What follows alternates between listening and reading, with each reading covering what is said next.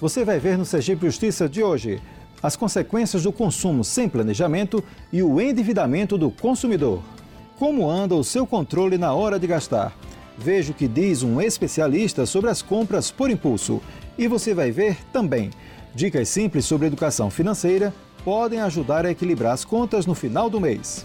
Fique com a gente, o Sergipe Justiça está no ar.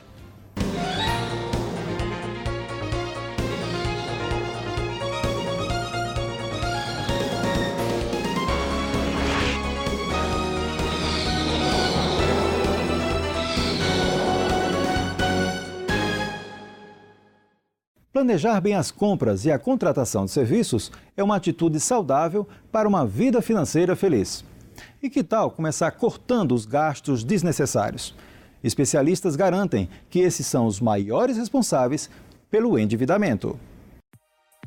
Órgãos de proteção ao crédito apontaram queda na inadimplência dos consumidores brasileiros no início deste ano. Esse é um reflexo da utilização do 13º salário na quitação das contas atrasadas. Fato que demonstra, inclusive, a importância dos feirões de renegociação de dívidas promovidos no final do ano passado. Para fugir do endividamento, é preciso evitar o consumo excessivo e resistir à tentação dos empréstimos facilitados. Sobre o tema, nós conversamos com o professor e advogado Afonso Oliva.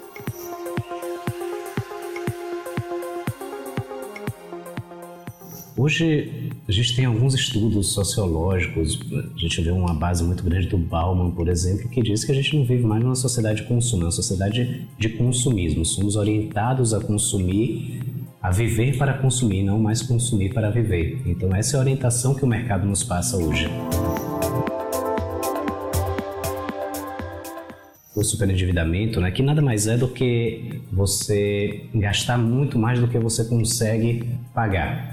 A gente tem alguns estudos aí que colocam que o superendividamento começa ali a partir dos 50% da sua renda mensal, quando você compromete 50%. Então, qualquer coisa que você passa disso, passou dos 50%, você já pode ser considerado um superendividado. Esse exagero no consumo, essa necessidade de consumir, essa necessidade de ter sempre algo novo, algo trocado, acaba levando sim a um superendividamento do consumidor. As empresas hoje que concedem crédito no mercado, elas estão entre aquelas que mais faturam. A gente não vê não existe um faturamento negativo, então um prejuízo, a gente não vê essas empresas em prejuízo e não existe um faturamento discreto. São sempre lucros extremamente exorbitantes. Então, a partir do momento que a gente vê um lucro desse tamanho, a gente percebe que o direcionamento não é mais permitir o acesso do consumidor a bens e serviços que talvez ele não pudesse ter por não dispor do dinheiro imediatamente. Então, a gente vê que realmente a ideia do crédito agora é gerar lucro para aquela instituição, gerar muito lucro e não permitir um acesso facilitado. Você distorce um pouquinho a lógica que seria de concessão de crédito no mercado. A lógica, claro, a gente vive em um mercado que visa o lucro, mas a visão de lucro ela tem que ser também acompanhada de uma visão social. Então existe uma função social do crédito também. Ele não é unicamente para gerar lucro e dividendos para as empresas que concedem esse crédito. Uma das piores ideias que a gente pode ter é conseguir um empréstimo para pagar um empréstimo. Para você fazer isso, você tem que ter uma preparação financeira e psicológica muito grande. Você tem que saber o que é que você vai fazer. Para você pegar um empréstimo para quitar outro, você tem que ter certeza dos cálculos que estão envolvidos ali. Você tem que ter certeza, por exemplo, que a sua taxa de crédito, a sua taxa de juros nesse novo empréstimo vai valer a pena diante daquela outra que você está pagando. E que geralmente não é o que a gente vê no mercado. O que a gente vê é uma crescente de taxa de juros, então dificilmente você vai conseguir fazer um novo crédito num juros mais baixo do que aquele que você está tentando quitar. E aí esse é geralmente aquele primeiro passo para o endividamento total do consumidor. Ele pega o primeiro empréstimo, não consegue quitar, inicia um novo empréstimo para tentar quitar aquele primeiro e aí ele se descontrola completamente. Aí você vê realmente a ruína financeira do consumidor.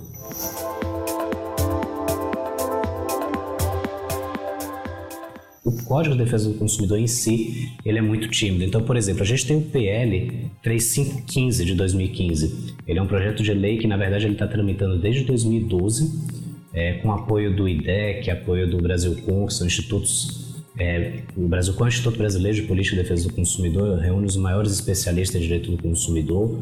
O IDEC, o Instituto de Defesa do Consumidor, também reúne grandes especialistas. São entidades que apoiam esses projetos de lei de 2012 para cá, que buscavam justamente atualizar o CDC para essa realidade do superendividamento. O que a gente tem que lembrar é que o CDC é uma lei de 1990. Em 1990, o mercado de crédito brasileiro ele era completamente diferente do que a gente tem hoje. A gente pode lembrar que em 1990 a gente estava ali no meio daquela confusão de planos econômicos, a mudança do real, do cruzeiro, do plano Collor, toda aquela mudança, a gente não tinha um acesso facilitado ao crédito.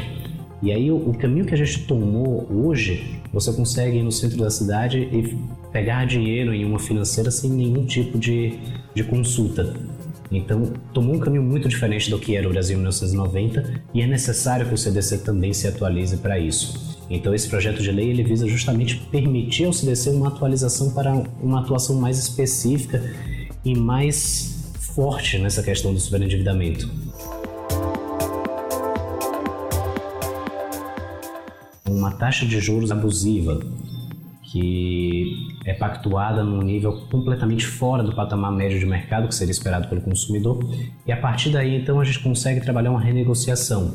A gente tem aqui em Sergipe, por exemplo, o Feirão Limpa Nome, que é uma ideia trazida pelo tribunal para unir fornecedores e consumidores para tentar chegar a uma conciliação, tentar reduzir essa taxa de juros, reduzir um pouco o crédito e chegar numa condição que o consumidor possa efetivamente pagar aquela dívida. Porque o que a gente vê realmente em vários e vários casos é que o consumidor ele faz uma dívida parcelada ali em 60 meses, ele consegue quitar ali por 1 ano, 2 anos, no meio do segundo para o terceiro ano ele fraqueja em uma dívida, em uma das parcelas, e aí é ladeira abaixo. Aí vira uma bola de neve e quando você vai fazer o cálculo efetivo de quanto ele já pagou toda a dívida original, já pagou o bem que ele financiou, o dinheiro que ele pegou e já está pagando apenas juros.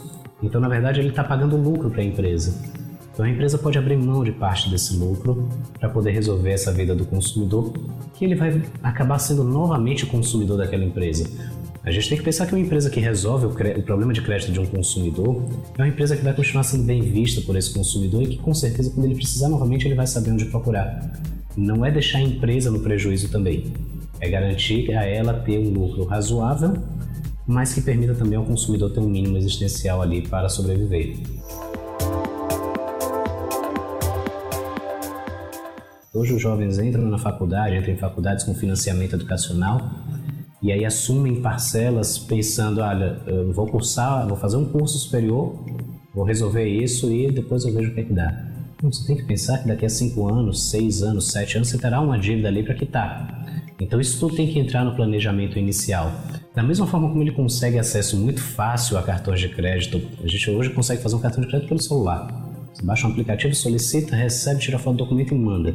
Da mesma forma que você consegue fazer isso, você consegue se informar sobre finanças, você consegue entender como é feito, como é composto os juros de um empréstimo. Então, a busca pela informação é essencial para a gente hoje. O jovem que consegue perceber isso, ele consegue garantir um futuro melhor na questão financeira.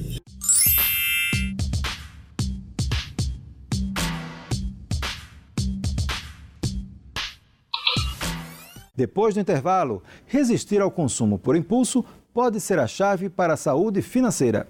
A gente volta em instantes.